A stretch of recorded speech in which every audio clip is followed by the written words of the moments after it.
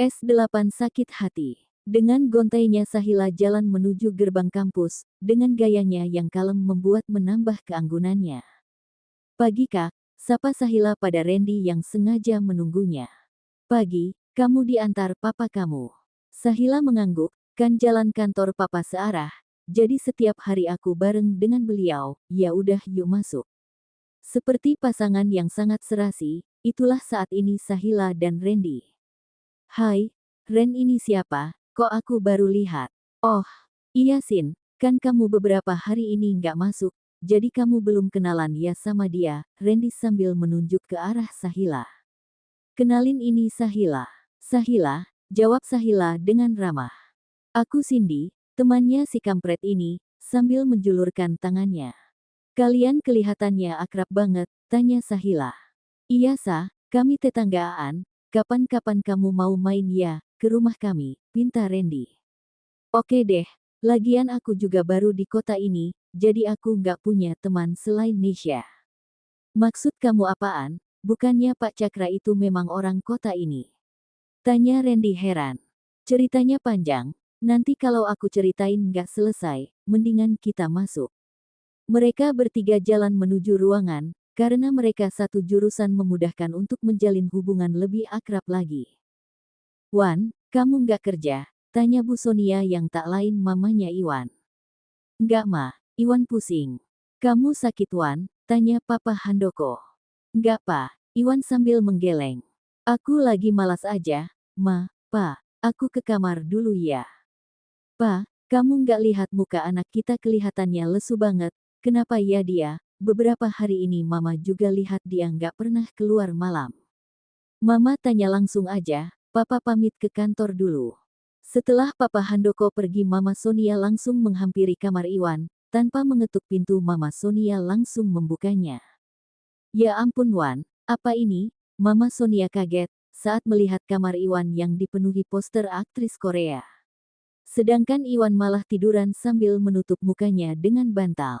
"Wan, kamu kenapa sih? Apa yang sebenarnya terjadi? Kalau kamu ngefans sama aktris Korea, kamu pergi aja ke sana liburan, siapa tahu nanti bisa ketemu lalu potret bareng."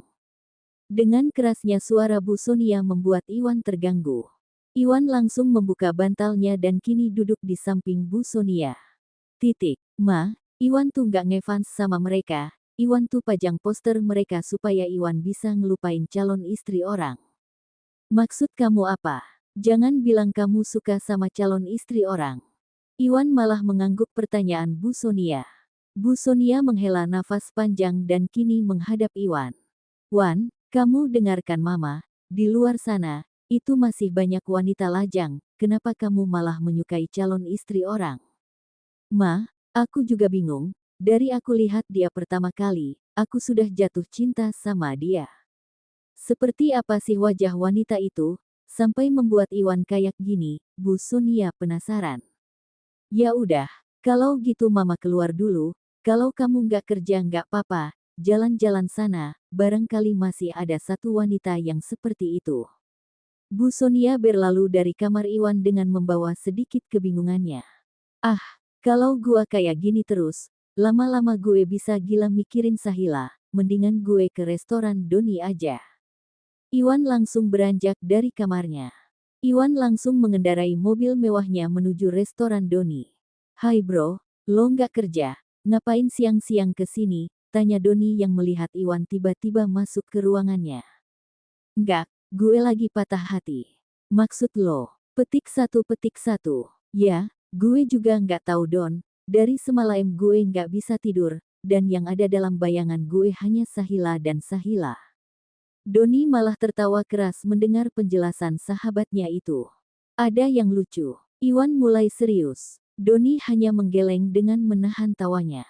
"Bro, kalau lo emang demen sama dia, berusaha dong, siapa tahu dia mau nerima lo, kan calon suaminya udah ninggalin dia demi wanita lain, siapa tahu dia berubah pikiran." "Lo bener juga sih, tapi kalau dia masih nggak mau nerima gue gimana?"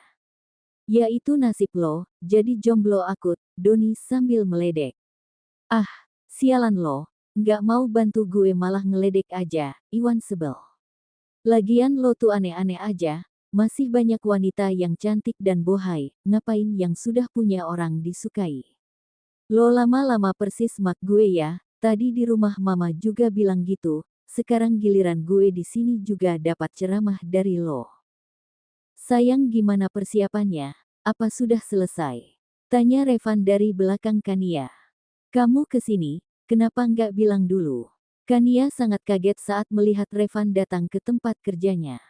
Kamu kan calon istriku, ngapain aku harus izin dulu?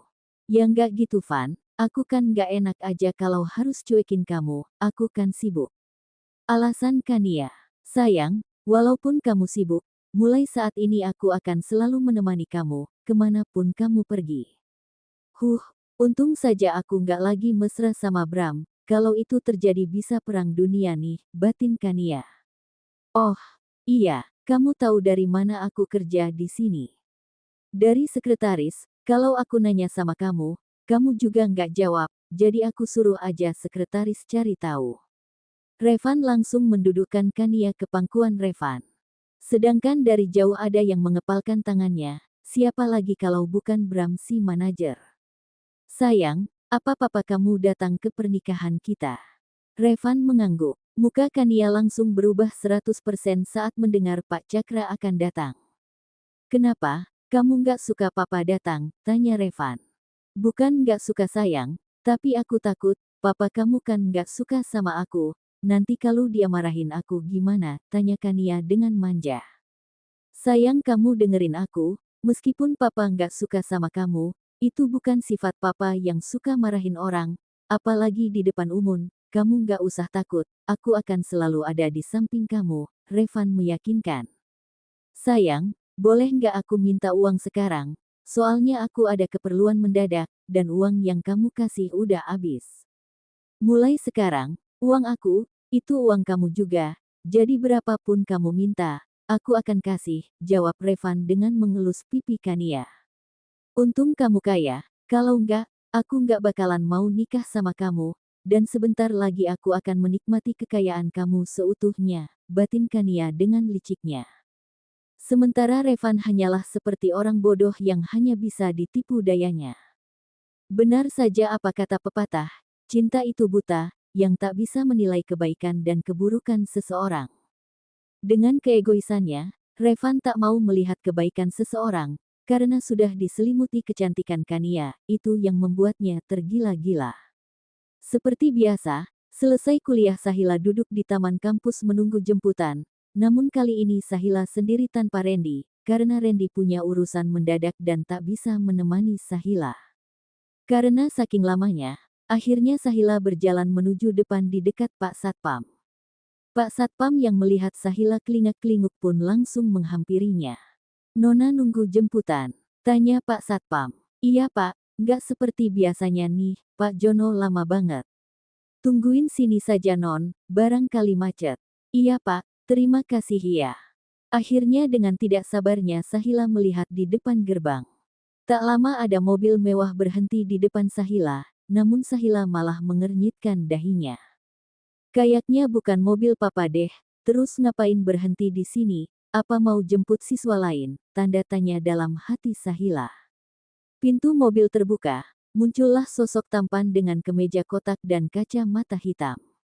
Kak Iwan mau jemput siapa ke sini? Apa ada saudara Kak Iwan yang kuliah di sini? Petik 1. Iwan hanya menggeleng. Karena memang sengaja sepulang dari restoran Doni langsung menuju kampus Sahila. Terus mau apa? Tanya Sahila dengan lugunya. Mau jemput kamu, jawab Iwan dengan santai. Namun Sahila masih belum menjawab apa-apa karena nggak percaya. Kak Iwan kalau bercanda jangan asal deh, nanti pacar kakak marah gimana? Petik 1. Udahlah, ayo aku antar pulang, daripada kamu kebakar di sini, sambil menarik tangan Sahila. Karena melihat terik matahari yang sangat panas. Tapi Kak, nanti kalau Pak Jono nyari gimana? Kamu tinggal bilang kalau aku jemput. Baiklah kalau gitu, aku juga udah pegel nih nungguinnya. Sahila langsung masuk ke dalam mobil Iwan, dan menghubungi Pak Jono supaya tidak menjemputnya. Dalam perjalanan awalnya hening, Namun Iwan mencoba untuk membuka suara duluan dengan pertanyaan yang dipendamnya. Sa, aku boleh nanya nggak sama kamu? Boleh, emang Kak Iwan mau nanya apa? Dengan cepat Sahila menjawabnya. Sa, kamu beneran nggak mau buka hatimu lagi untuk orang lain, selain calon suami kamu yang udah ninggalin kamu? Tanya Iwan sedikit ragu, karena takut Sahila tersinggung, meskipun pertanyaan Iwan ada benarnya. Sahila malah tersenyum manis membuat Iwan semakin klepek-klepek.